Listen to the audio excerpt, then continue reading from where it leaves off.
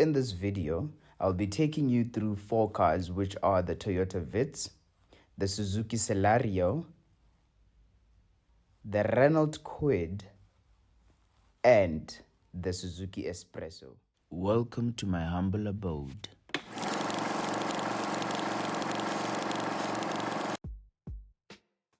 The replacement of the Aiga, what I would call the modern-day Toyota Tez, the Toyota Vitz. This is also a relative of one of the other cars which we'll be reviewing in this video. It comes in 2 variants.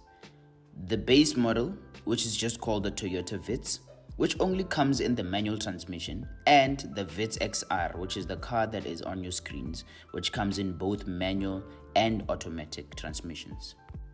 I will talk you through the differences as the video progresses.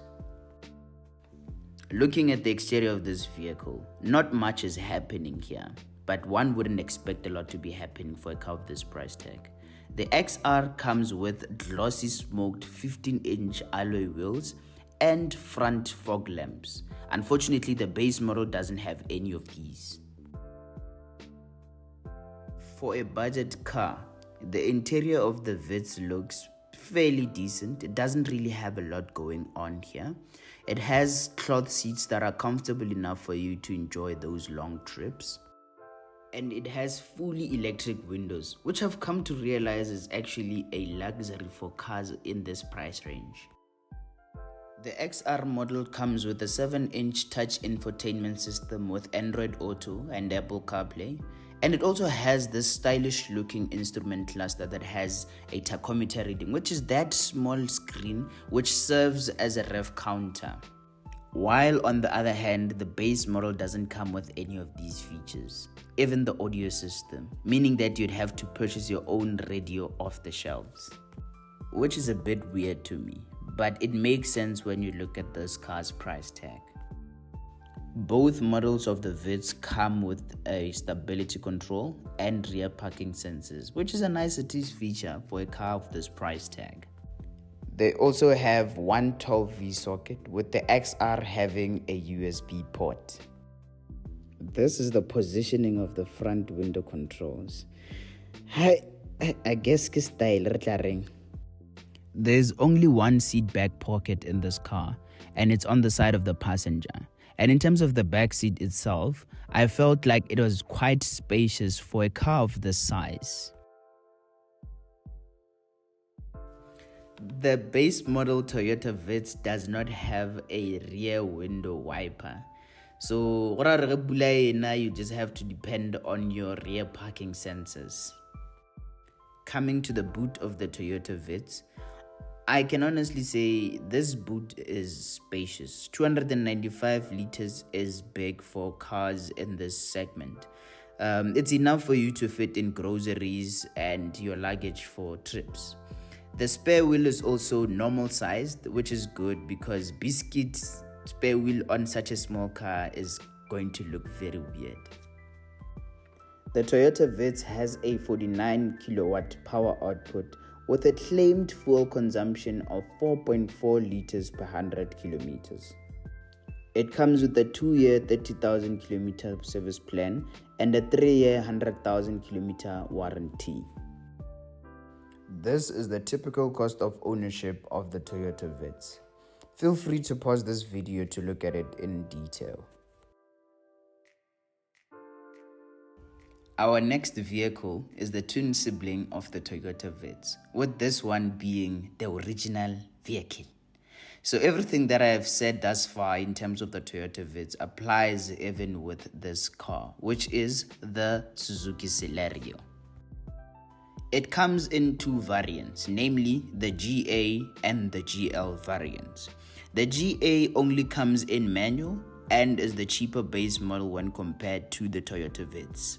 It has the same features that you would get in the base Toyota Vitz, so there's nothing that you would be forfeiting if you opted for the base GA than the Toyota Vitz.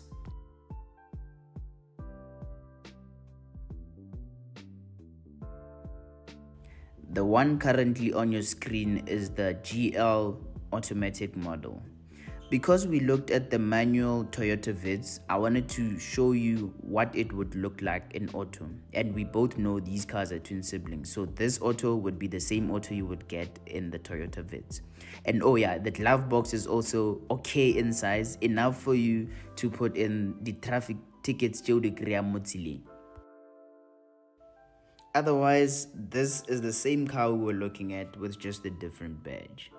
Here I was just showing you the mirrors on the sun visors, because I know there are certain cars that don't have mirrors on their sun visors. Coming to the back of the Suzuki Celerio, here you can see the rear window wiper properly, and yeah, you wouldn't get this in the GA model. The 295-liter boot space is still the same as the one that you would get in the Toyota Vitz, along with the 14-inch spare wheel, which is normal sized for a car of this variant. The Suzuki Celerio comes standard with a 2-year 30,000 kilometer service plan and a 5-year 200,000 kilometer promotional warranty. So I'm not sure whether this promotional warranty has an end date, but on Suzuki's website it doesn't mention any end date for the promotional warranty. The price differences between the Toyota Vitz and the Suzuki Celerio is quite surprising because it's the same car, but yeah, the Suzuki Celerio is cheaper.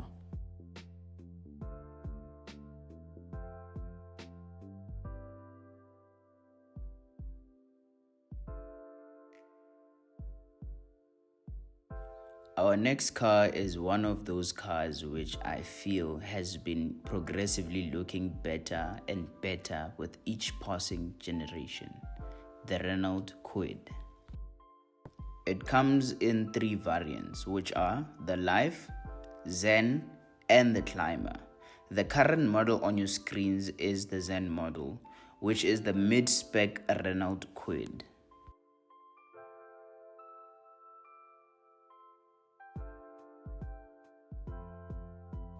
The Renault Kwid is one cute looking car.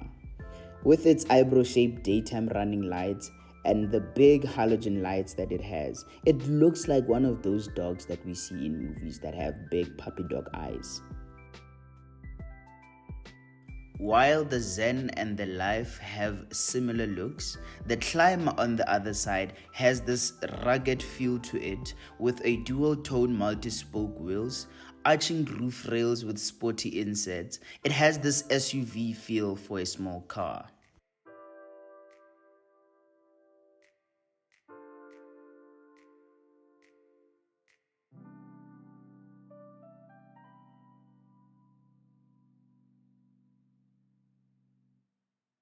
Coming to the interior of the Renault Kwid, all 3 models have different looking interiors, with the seats of the Zen being stitched in red, while the Life looks a bit dullish with just the grey stitchings, and the Climber on the other hand has orange stitching to it.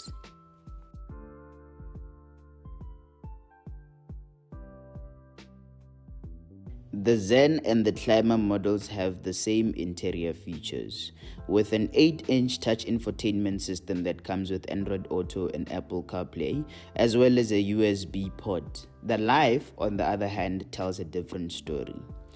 It comes with the old school radio that has Bluetooth at least, and it has no USB port.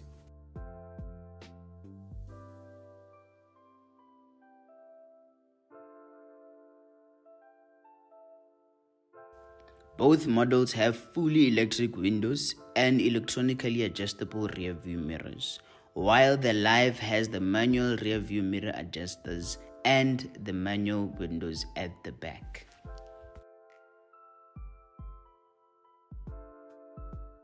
The Renault Kwid's backseat is not as spacious as the Suzuki Celerio and Toyota Vitz, which means that having 3 people at the back would be a nightmare.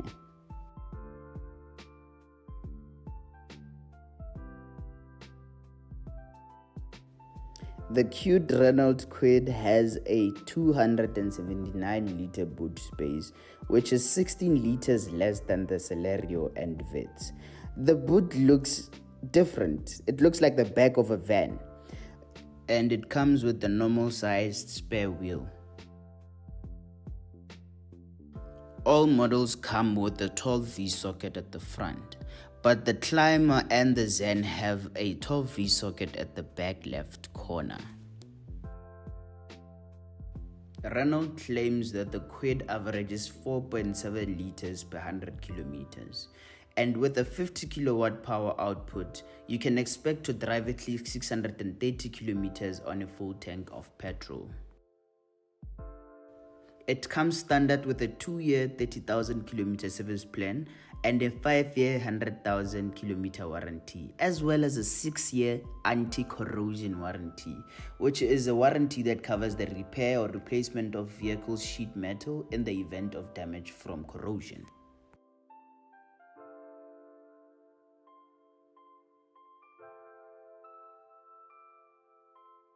Introducing the Suzuki S-presso, a small, big car.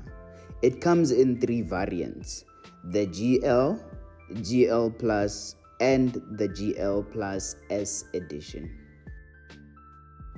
All 3 models have different looking exteriors, with this being the Suzuki GL Plus, the GL, and the GLS edition.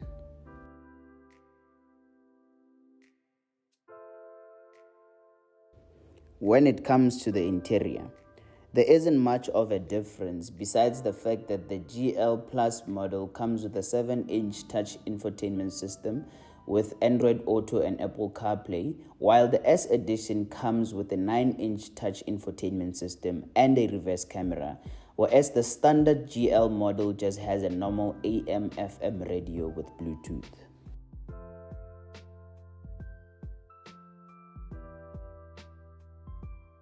When it comes to the interior look, I'm honestly out of words because it looks weird and not in a good way. Okare, the design was an afterthought, and the speedometer also gives you that old Yaris type of feel. But otherwise, you have enough space inside and above your glove box, which is good. Surprisingly, you can put your phone there. And you have your AC and your USB port as well as your 12V socket. And in the Suzuki S-presso, there is no mirror on the sun visors, so just make sure you check yourself before leaving the house.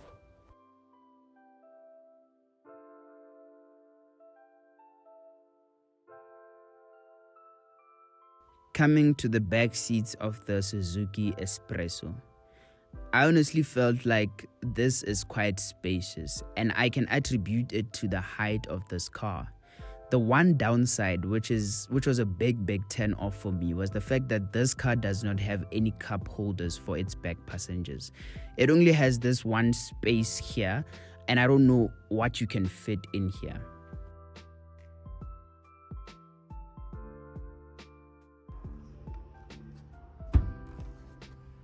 The boot of the Suzuki S-presso comes in at 239 liters, which is very small when compared to the Renault Kwid and the Suzuki Celerio. The only good thing about the boot is that it holds a normal-sized spare wheel. The Suzuki S-presso is underpowered with a 49 kilowatt power output and a claimed fuel average of 4.6 liters per 100 kilometers. It comes with a 2-year 30,000 kilometer service plan, 5-year 200,000 kilometer warranty, and a 6-year anti-corrosion warranty.